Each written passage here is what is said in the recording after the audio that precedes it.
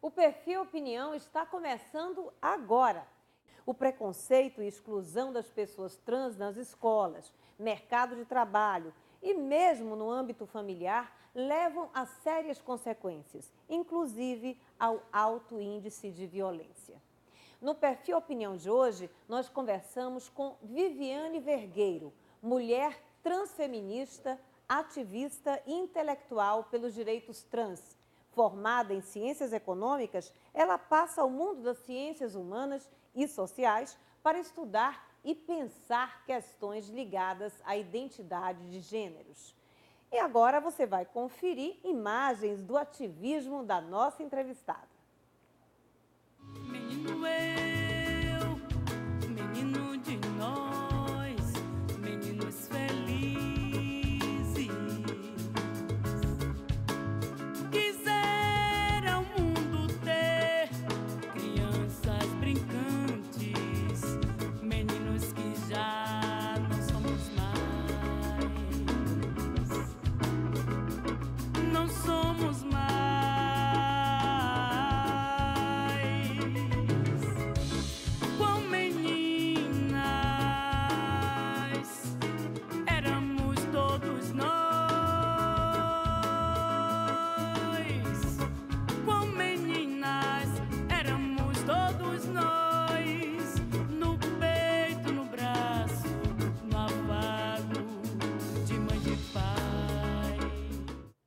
Eventos importantes, né? E hoje a gente recebe aqui com grande prazer a Viviane Vergueiro. Eu agradeço a sua participação no nosso Perfil Opinião, né? Que está começando agora com você. É um prazer ter você aqui com a gente para falar, como eu falei, de papo sério, de questões que são fundamentais para a nossa sociedade, né? Eu não vou dizer nem que são questões da nossa sociedade atual, porque são coisas que sempre existiram mesmo. Mas, Viviane, é você que vai contar essa história aqui para a gente.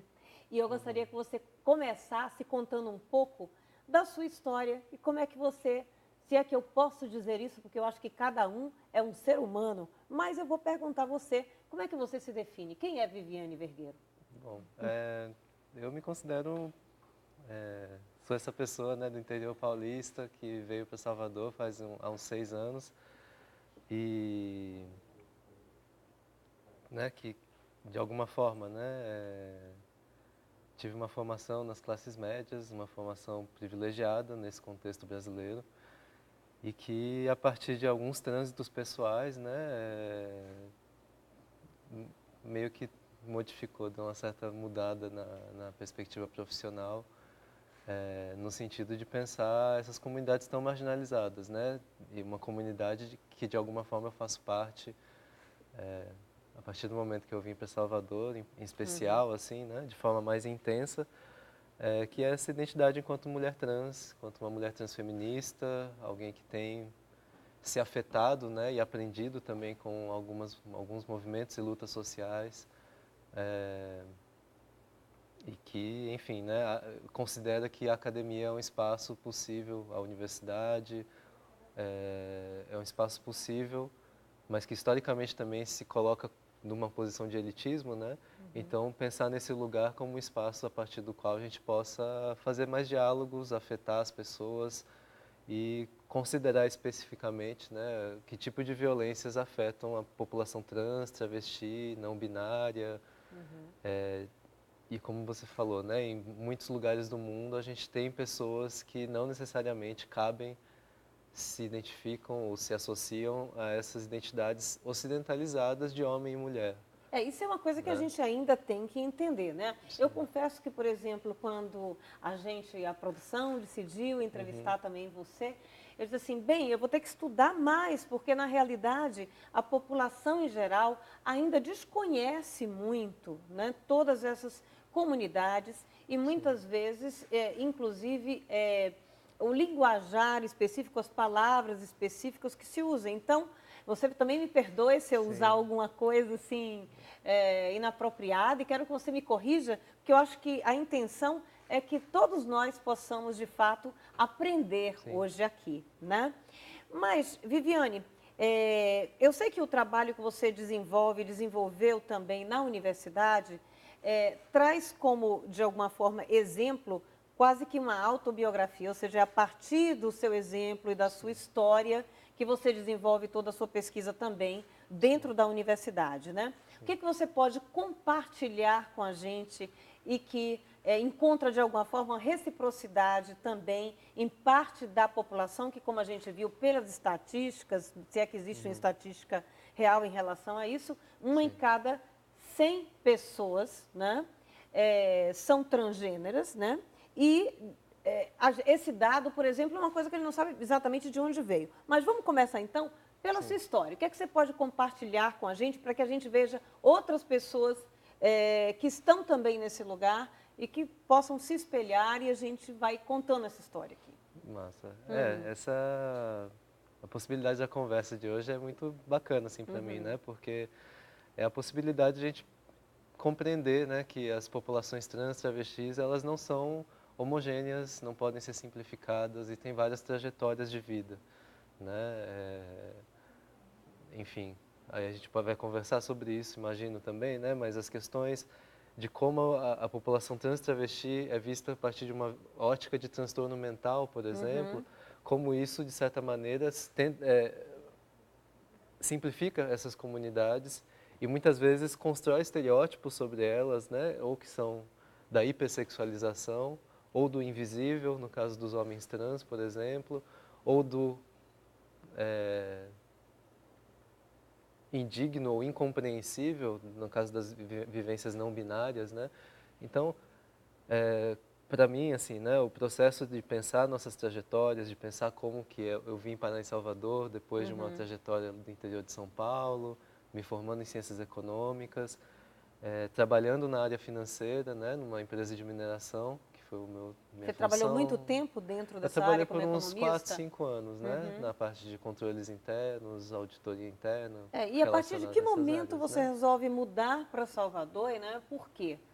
Foi um pouco relacionado a essa trajetória, essa perspectiva, né, de que talvez a minha identidade de gênero não seja aquela que me foi dada desde que eu nasci e existi no mundo, Mas né? isso foi uma Como coisa que isso é você para nós. sentiu desde criança, por exemplo, para que a gente entenda um Sim, pouco como é que isso acontece. é isso, né? Essa é uma das questões, assim, por exemplo, né? Que quando tem uma variedade de temporalidades, por assim Sim. dizer, né? No meu caso, eu associo, né, as primeiras afetações ou Sim. percepções de que, olha, talvez minha expressão de gênero ou talvez minha forma de ver o mundo não seja da forma hetero-cis normativa, foi na adolescência, né? No meio da adolescência, por assim dizer, né? O que acho que é um pouco essa questão da gente ver a população como complexa também, né? Perceber que vai ter pessoas que vão ter narrativas muito explicitamente, desde a minha Sim. infância, desde o quão antes eu possa pensar na minha vida, eu já me via enquanto, no meu caso, por exemplo, mulher. Né?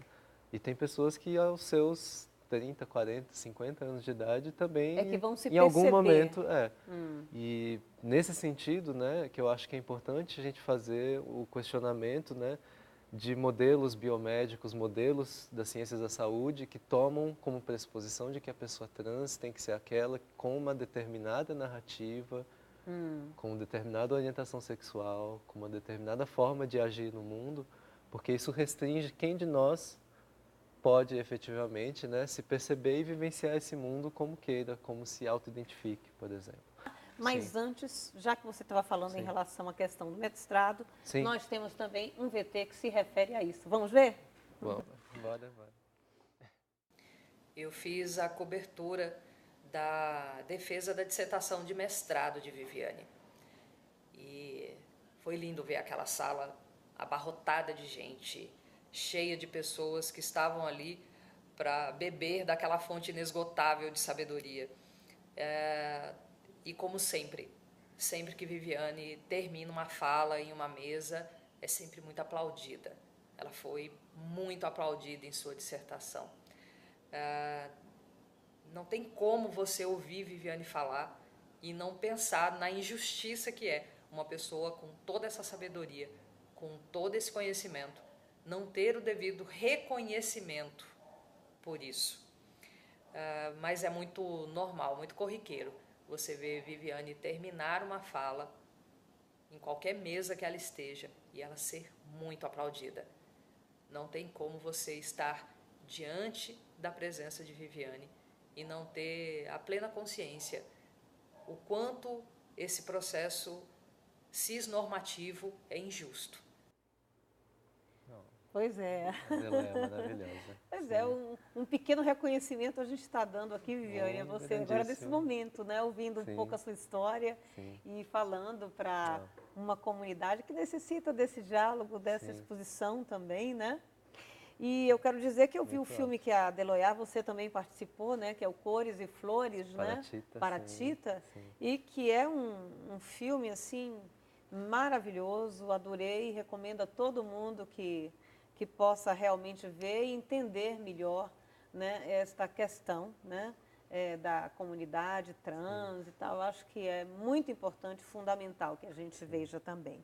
A Deloiar é uma aliada, assim, que é uma amiga, uma aliada fundamental, assim, para o que a gente tem pensado, tentado organizar entre as pessoas trans, né? E acho que é um grande exemplo, assim, de como que da necessidade, né, que enquanto uma comunidade marginalizada, que a população como um todo, a sociedade como um todo, perceba que não é trivial cada piada ou cada forma degradante com a qual se refere às pessoas trans, travestis. Né? Acho que a Deloiar é um exemplo dessa sabedoria e dessa forma de agir sobre o mundo, né, contra o cissexismo, contra as formas normativas de enxergar não só pessoas trans, né, mas toda uma questão religiosa, espiritual também. É uma pessoa de uma sabedoria imensa e para mim é uma alegria, assim, né, tipo, ser reconhecida, assim. Pois é, já que ela está falando, e a gente falou né? do filme aqui também, né? Falando um pouquinho sobre o filme, a gente pode fazer um link com a questão da própria violência, né? Porque esse filme trata também, dentro da participação da Deloiar, de uma exposição que foi feita em reconhecimento a essa identidade de gênero de um tio dela, né? Que foi estuprado, que chegou a engravidar, né? E que cometeu o suicídio. Isso é muito comum nas comunidades trans, por exemplo, essa tentativa de suicídio, esse tipo de violência contra si mesmo? Bom, acho que é interessante, né, pensar essas tragédias múltiplas que acontecem, né, dentro da comunidade trans, especialmente reconhecendo essa história também, né, de que não são questões que vêm dos anos 2000 para cá, são questões que atravessam gerações, né, e falar, né, do tio de Deloiar é muito significativo, assim, porque são histórias de violências várias que atravessam várias pessoas, não só pessoas trans, né, e que, como dizer, são também histórias que se atravessam o nosso presente também, né? Então, são duas questões, eu acho, né? Uma delas é das poucas pesquisas e dados que a gente tem disponíveis sobre a questão do suicídio, especificamente, a gente tem dados muito graves, assim, né? São dados de índices de suicídio, sei lá, 5, 6 vezes maiores, 10 vezes maiores do que a população em geral.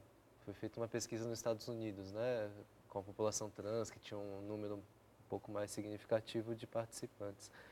E, por outro lado, acho que é essa questão, né, do quanto a gente não tem dados de qualidade ou que respeitem nossa identidade de gênero, de forma geral na ciência, e ainda são, né, a produção que a gente tem é grande, algumas áreas têm uma produção significativa, mas dentro dessas áreas também é preciso repensar algumas metodologias, repensar que tipo de participação as comunidades trans, travestis têm, né?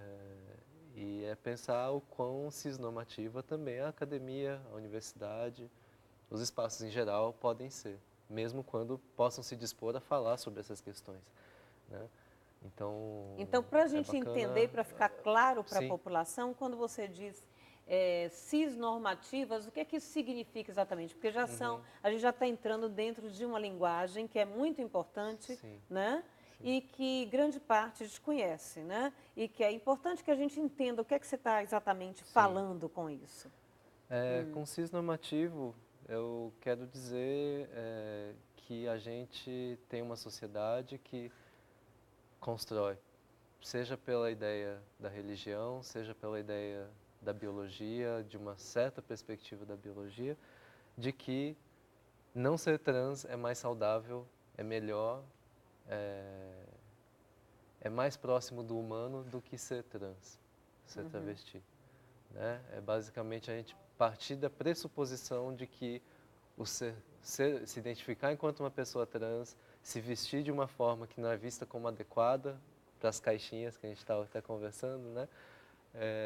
É ser inferior ou é ser pior, ou se não transtornada mental, ter alguma questão de saúde mental, por conta meramente dessa forma de se apresentar ao mundo ou de se auto-perceber enquanto corpo no mundo. Deve ter alguém perguntando, por exemplo, assim em casa, então, o que é exatamente ser trans, né? Ou seja, o que é isso? Sim. Ser uma pessoa trans tem a ver com uma forma de se perceber no mundo que, de alguma maneira, e são várias maneiras, é diferente de como a sociedade esperava desde o nascimento que aquela pessoa fosse a partir da sua genitália ou a partir do seu corpo ou a partir, né, para quem acredita, dos desígnios divinos.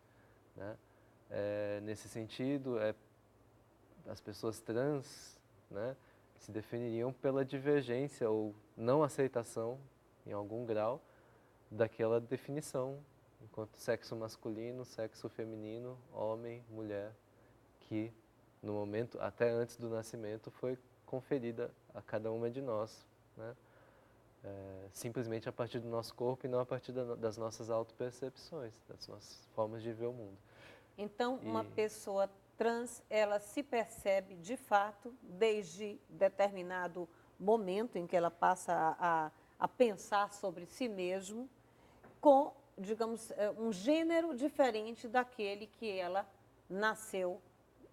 De que De foi que foi definido para ela. De que foi né? definido para ela no nascimento, né? Então, nesse sentido, pensar que a identidade de travestis e de mulheres trans, né, é uma identidade que surge em contraposição à definição no nascimento quanto o sexo masculino enquanto homem. Ok, vamos falar então melhor sobre isso no próximo bloco. Daqui a pouquinho a gente volta.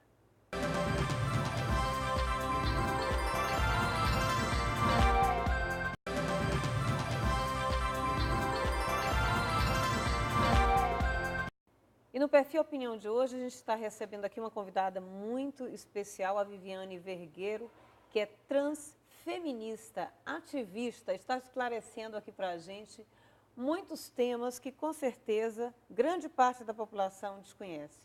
E no bloco anterior, Viviane, eu terminei perguntando a você o que era ser, então, trans. Você estava definindo para a gente e tal. E existe ainda uma confusão muito grande, porque a gente não sabe muito bem como é que essa questão do gênero, né?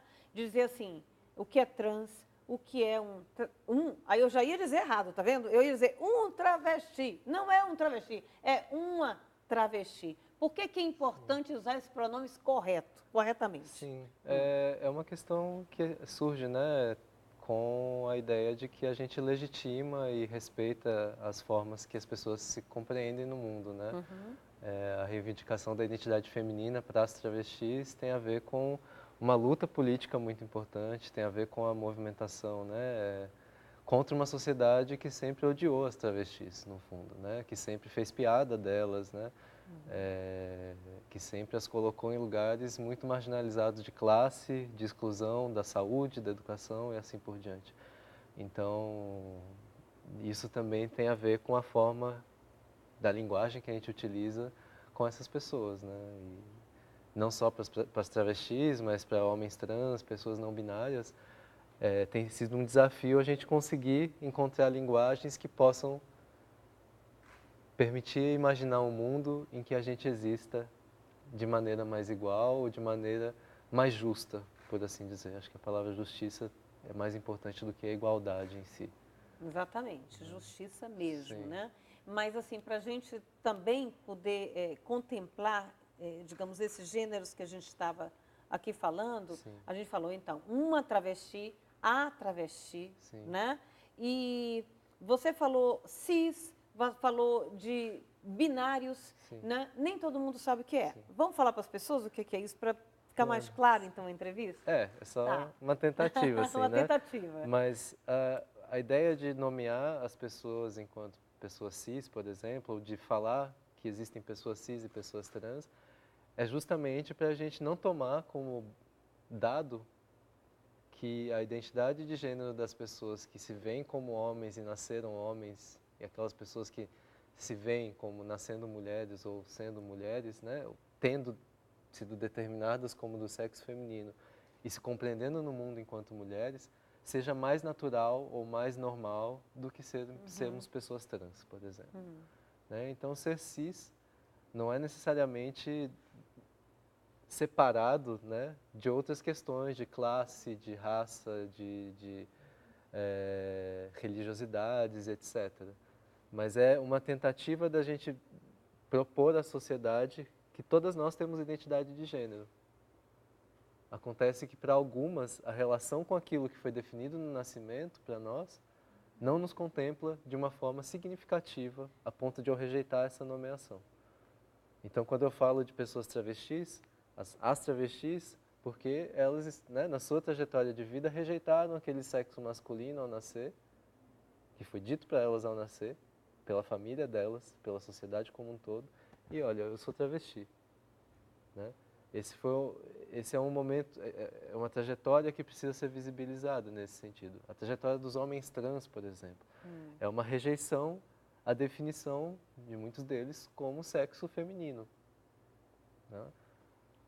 A rejeição de pessoas não binárias ao que está escrito ali é uma rejeição também à ideia de que, olha, homem e mulher não são categorias que necessariamente me contemplam e não necessariamente tem que ver com uma forma normativa, uma forma enquadrada de se vestir, Então, de ser se binário expressar no não é mundo. se ver especificamente dentro desta imposição, vamos dizer assim, de ser homem ou ser mulher. Ser não binário, Não, né? não, Não não ser binário, binário, não ser as pessoas binário. não Não binárias. ser binário, É, ok. é.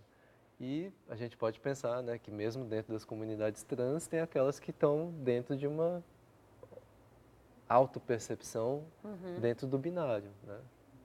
A mulher trans, né, que rejeita o sexo masculino que foi dado a ela ao nascer e se coloca enquanto mulher, sexo feminino, né?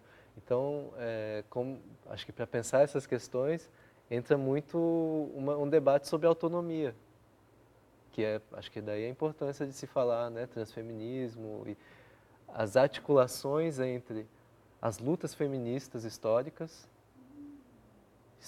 ou ahistóricas, né, documentadas como história do feminismo ou da luta de mulheres, etc. E também pensar como as questões trans, de pessoas trans, as marginalizações, as violências, a recusa à autonomia dos corpos de pessoas trans, como que tem diálogos muito importantes da luta de gênero contra o machismo, contra as formas estereotipadas de enxergar as mulheres, a feminilidade, né?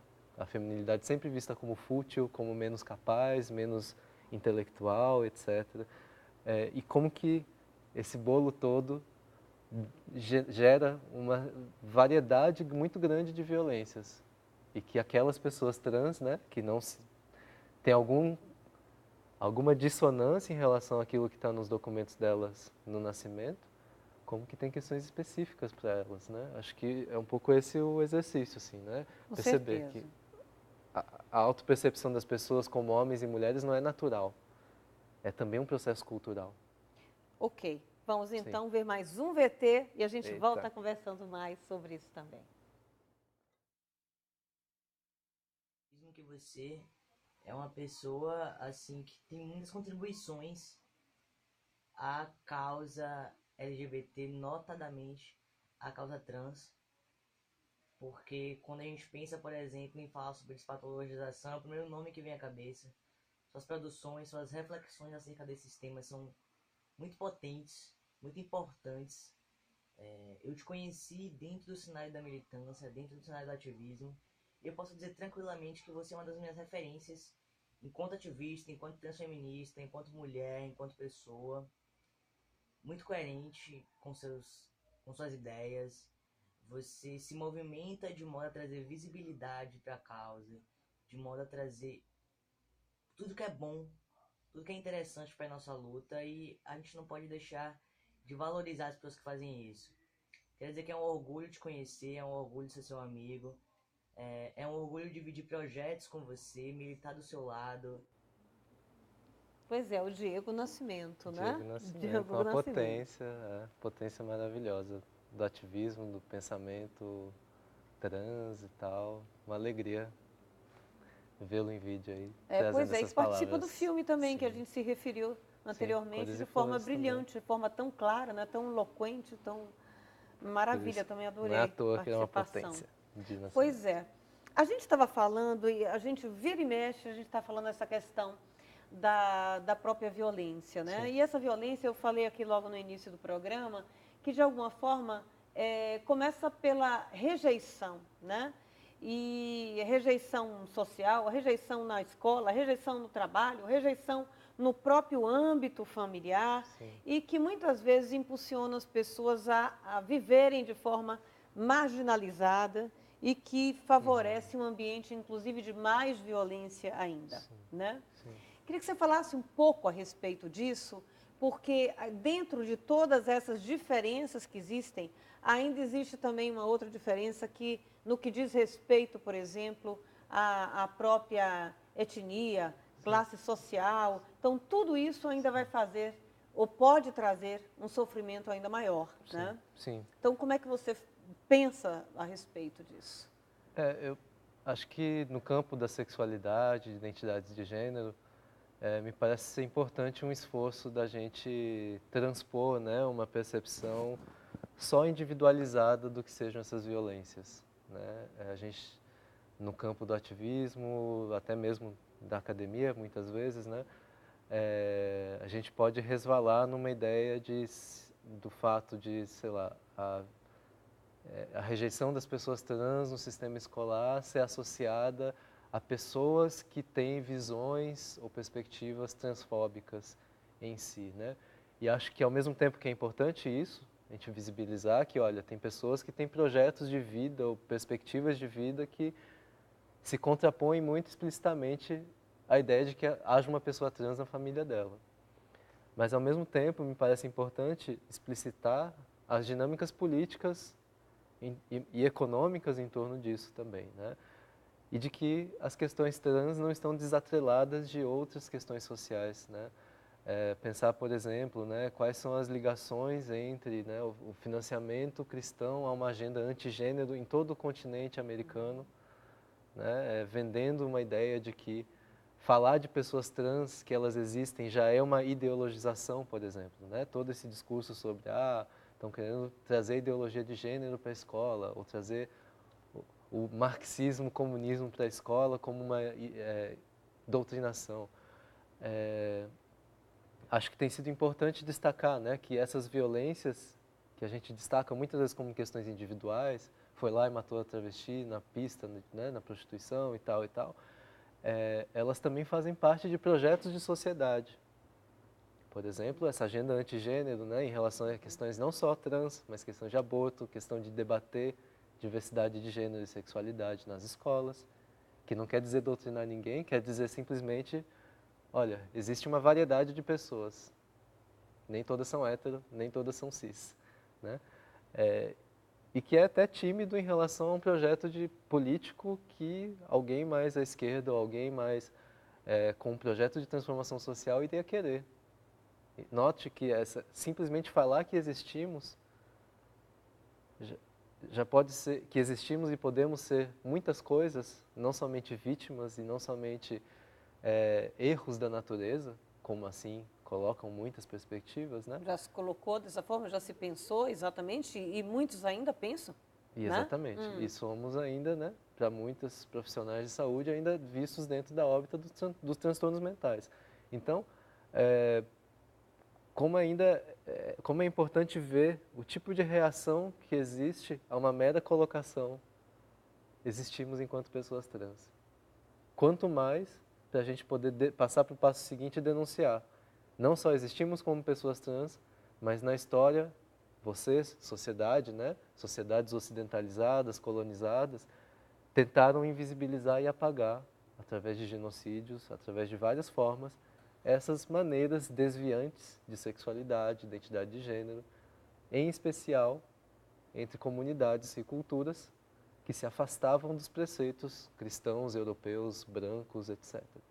Acho que, para mim, assim, né, pensar a questão das violências individuais está totalmente articulado com essa questão histórica e a questão econômica que, no tempo nosso de hoje, né, também vai querer dizer esse alinhamento com o mundo neoliberal.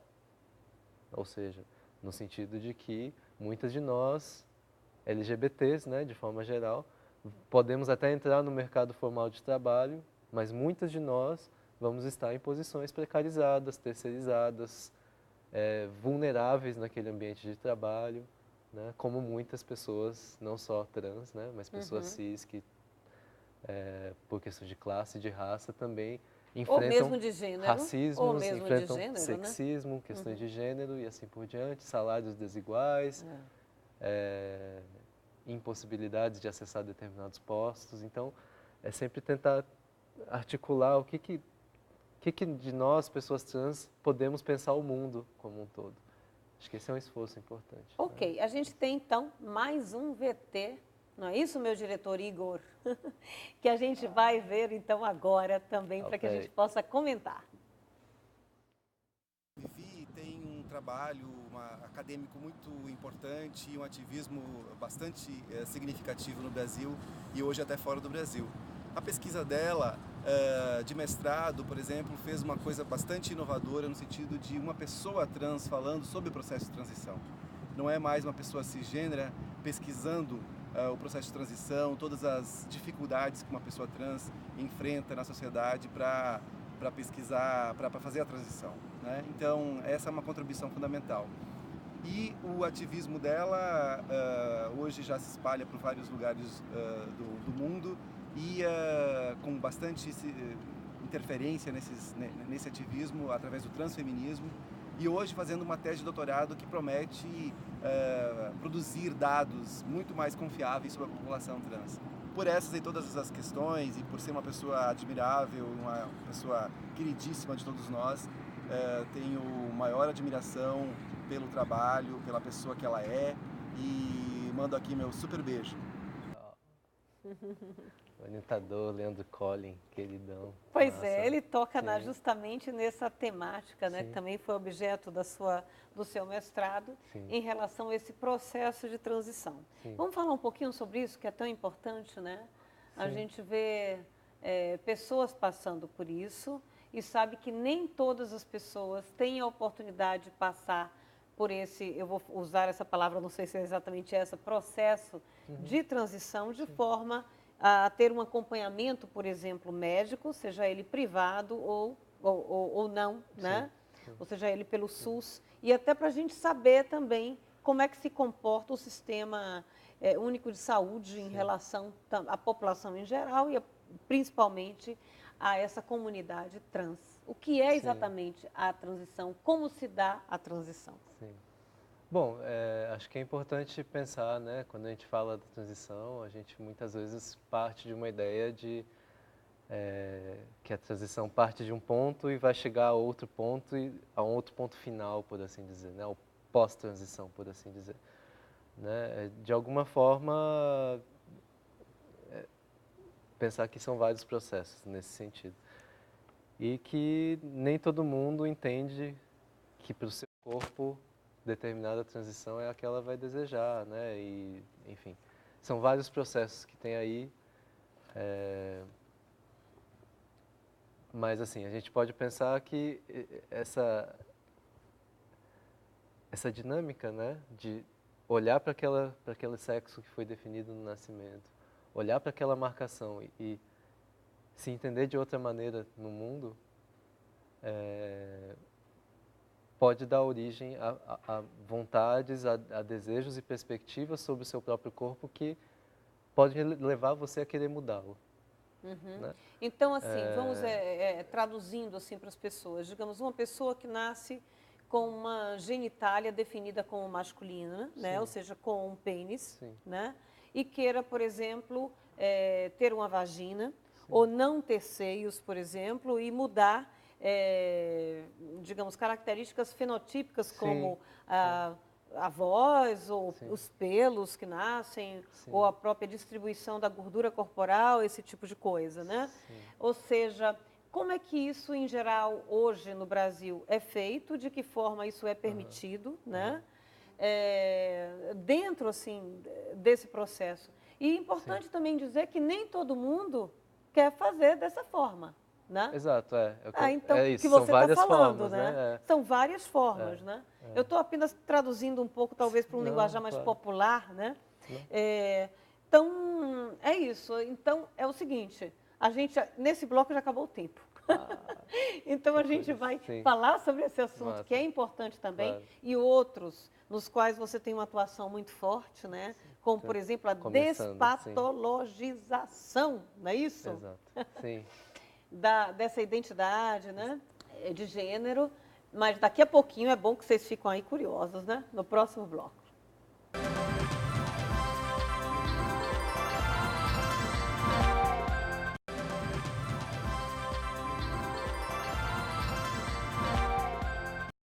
Hoje nós estamos aqui conversando com uma mulher trans ativista, Viviane Vergueiro, que está contando um monte de coisa para a gente, esclarecendo questões que nós, a população em geral, ainda ignoramos e temos que cada vez mais ter conhecimento, porque conhecimento é luz em nossa consciência, né? Para que a gente possa agir de forma mais humana, mais igual, com mais respeito pelos outros seres humanos também.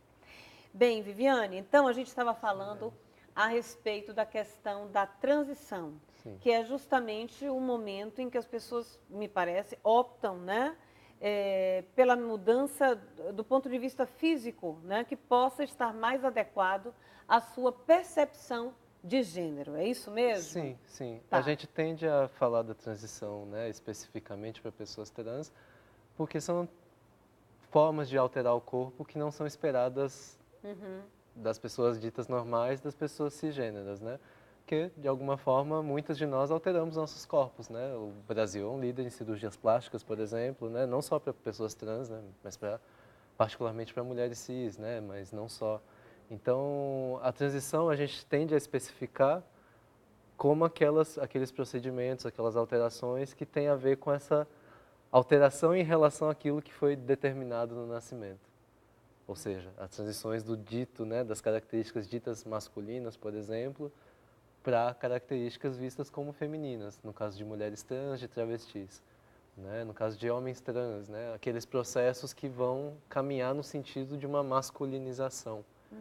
Né, e são esses procedimentos que a gente defende como procedimentos necessários para o bem-estar da população trans como um todo e que deveriam estar cobertos, né, seja por seguros privados de saúde, seja pelo sistema público de saúde, e não só essas questões específicas, como a saúde integral como um todo, né? Então, pensar transições... E a saúde integral como um todo, ela também deve englobar a questão emocional e psicológica. Sim, sem e dúvidas. daí, talvez, a necessidade, né, de se adequar a uma percepção interna, né? Sim, e real. de que é também uma defesa importante, né? Quando a gente pensa a questão de não sermos pessoas com um transtorno mental simplesmente por sermos trans, pensar que, ao mesmo tempo, até pelas violências sociais, né? Podemos ter questões de atenção à saúde mental que são importantes de serem cobertas pelos sistemas de saúde. Ou seja, dizer não somos transtornados mentais por sermos trans não quer dizer não precisamos de qualquer forma da saúde mental. Pelo contrário, precisamos da saúde mental, precisamos de um cuidado talvez especial à saúde mental, mas não a partir da ideia de que somos transtornados mentais por sermos trans, mas a partir da ideia de que somos sujeitos complexos num mundo que é muito violento, num mundo que coloca várias caixas para a gente se enquadrar e muitas vezes a gente se angustia em relação a isso, como muitas outras pessoas. Viviane, vamos fazer assim, vamos ver mais um VT, a gente volta falando sobre esse assunto. Oi, Vivi, tudo bom? Olá, pessoal. Então, estou passando aqui para dizer da admiração que eu tenho e do respeito por Viviane Vergueiro. Viviane Vergueiro, como eu, é uma pessoa que não é nativa desse estado, mas tem toda uma diferença nesse estado, faz toda uma diferença. É uma pessoa que é inquieta, que sonha, que luta e que tem garra. Tem a garra que muitos de nós precisamos. Tem a percepção de vida que muitos de nós temos que ter. Então, falar de Viviane é uma tranquilidade que eu tenho, porque compreendo ela como guerreira que é, e é uma certeza de que a gente tem uma pessoa que debate, uma pessoa que luta, uma pessoa que está sempre lutando em prol das populações e dos sonhos que ela acredita. Portanto, eu acho que é mais do que merecida essa homenagem que a gente está fazendo a ela, dentro de um programa de TV, e dizer da possibilidade que a gente tem com Viviane de transformar esse mundo num mundo melhor, de transformar as nossas vidas em vidas de pessoas mais incluídas socialmente, que as pessoas possam respeitar cada vez mais as transexualidades e travestilidades que ostentamos, e que a gente consiga ter Viviane por muito tempo entre nós, para que a gente consiga sonhar num Brasil muito melhor. Pois é, a Keila Simpson, né? É uma ativista maravilhosa. Eu fico até sem graça de receber essa homenagem quando, né, é uma pessoa que merece tantas homenagens também como a Keila. Certamente. É uma honra estar recebendo esse carinho nesse espaço. Pois é. Bem, então a gente estava falando antes um pouco Sim. a respeito dessa questão da transição, né?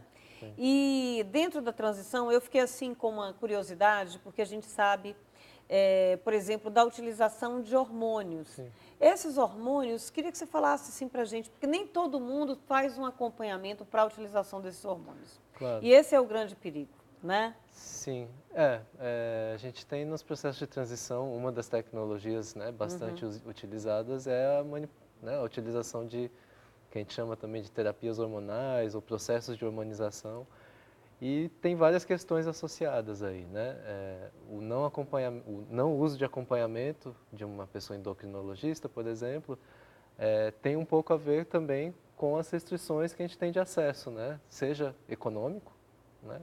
Mas também do ponto de vista do que considerar a nossa existência patológica também coloca barreiras, né? Como, por exemplo, você ter que ter o acompanhamento ou um diagnóstico de transtorno mental para poder acessar esses serviços na saúde pública. Vamos explicar isso assim mais para a população em geral. Existe uma classificação internacional, por exemplo, das doenças, que classificava, não é? Digamos assim, os transgêneros, é isso? Como categorizado como uma doença mental. Isso mudou, né, do ponto de vista dessa classificação. Qual é a situação hoje, né? A nova classificação, né, que é a 11ª, tem sido considerada em parte, né, uma vitória por parte de ativistas, profissionais relacionados à saúde trans, por conta dessa alteração, né? As condições mais diretamente relacionadas às pessoas trans, que eram as categorias de transtorno de identidade de gênero, né, elas saíram de um capítulo dos transtornos mentais para uma categoria que se chama incongruência de gênero, dentro de um capítulo relacionado a condições relacionadas à saúde sexual.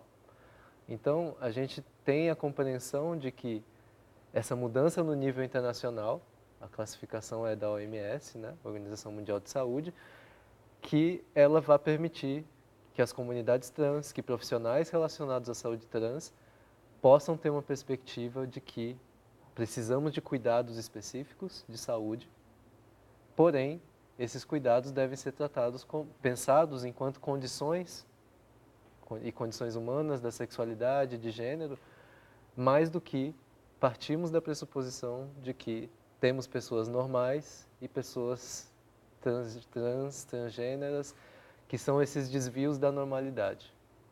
Todas nós temos identidades de gênero, todas nós construímos nossos corpos, e a questão histórica que a gente tem é as comunidades trans e travestis tiveram, se não cerceadas, esse acesso à autonomia, à transição, a cuidados de saúde, tiveram também um uso que precisa ser cuidado também, né? De, por exemplo, silicone industrial para construir seios, para construir, né, aumentos corporais em algumas partes. E que isso são questões de saúde, né? E a gente precisa estar preocupada com isso também.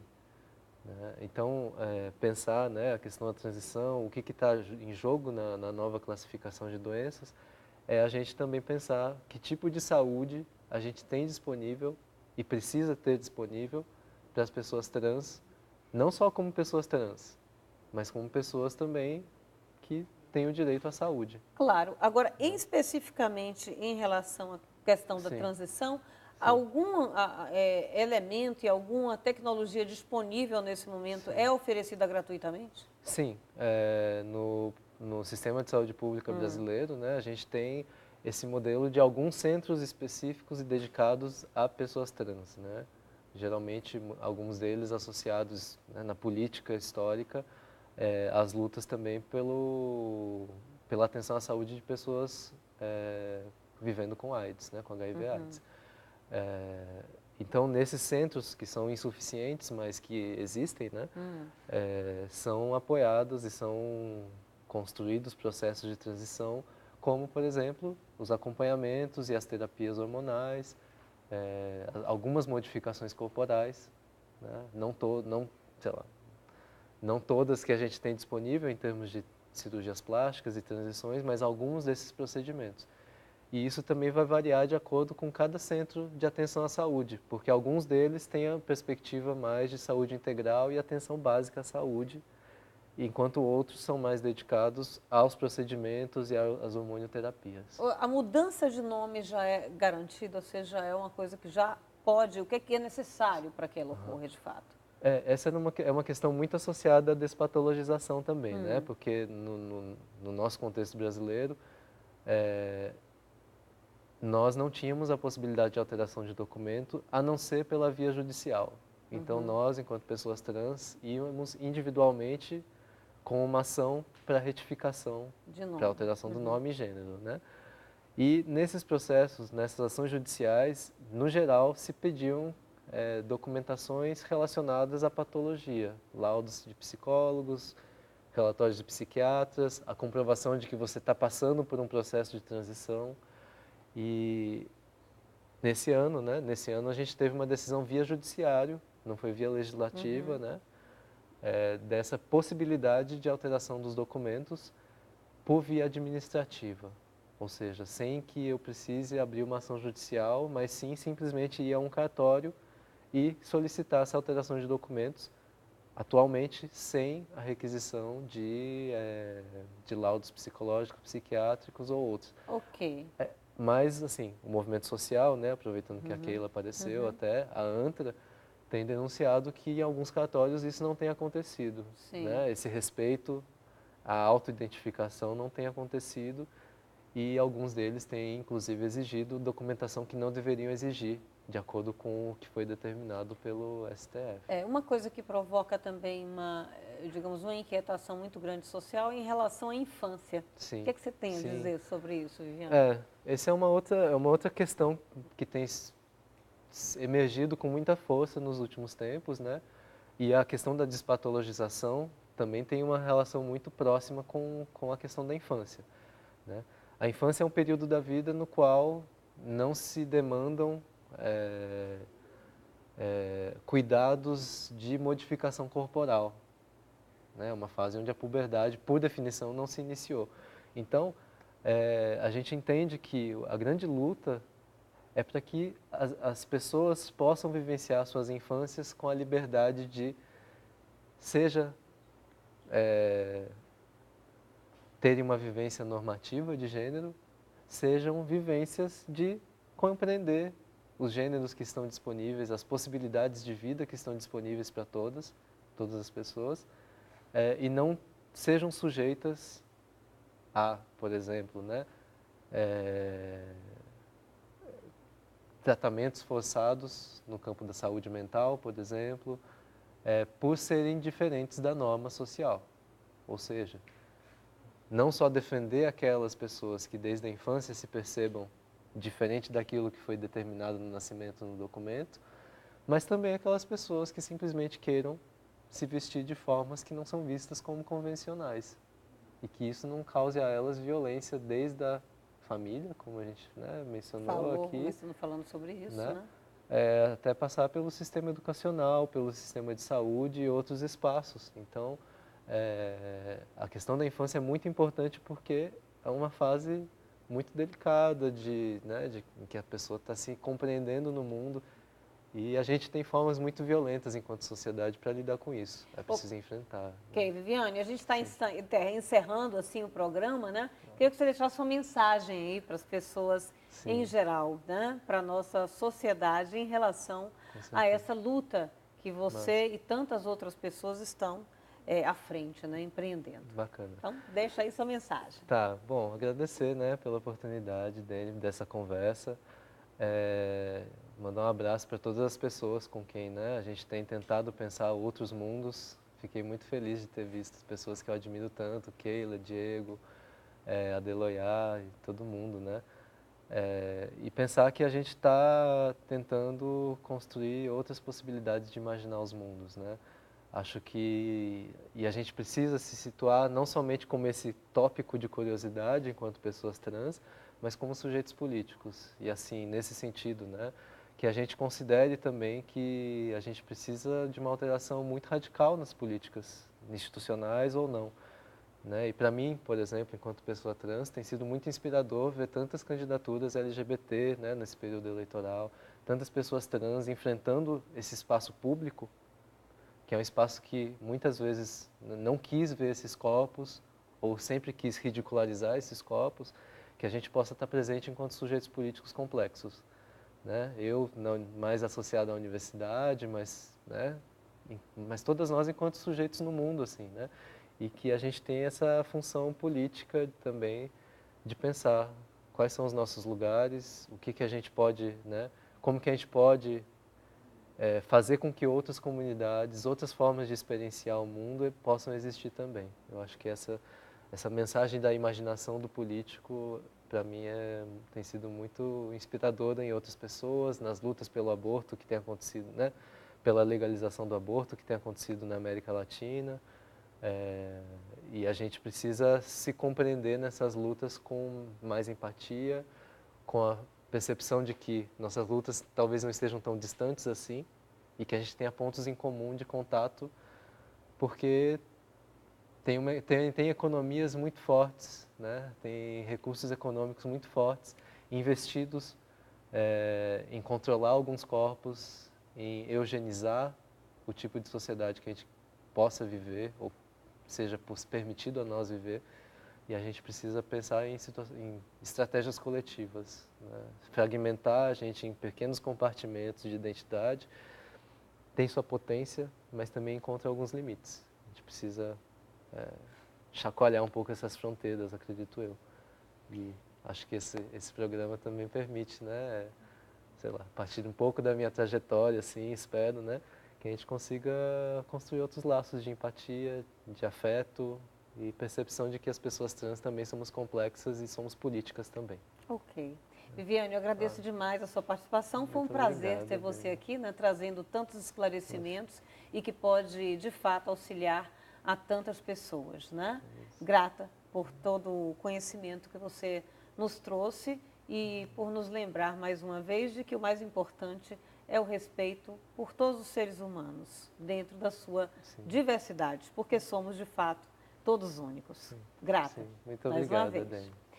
Bem, gente, é assim que a gente está encerrando mais um Perfil e Opinião. Você já sabe que a cada semana a gente traz aqui, neste mesmo horário, convidados muito especiais e com histórias mais do que interessantes, como foi o caso da Viviane Vergueiro hoje. E o nosso próximo encontro será quarta-feira que vem, aqui na TVE, às 9h15 da noite. Eu agradeço demais a companhia de vocês, um beijão e até a próxima semana, se Deus quiser. Até lá!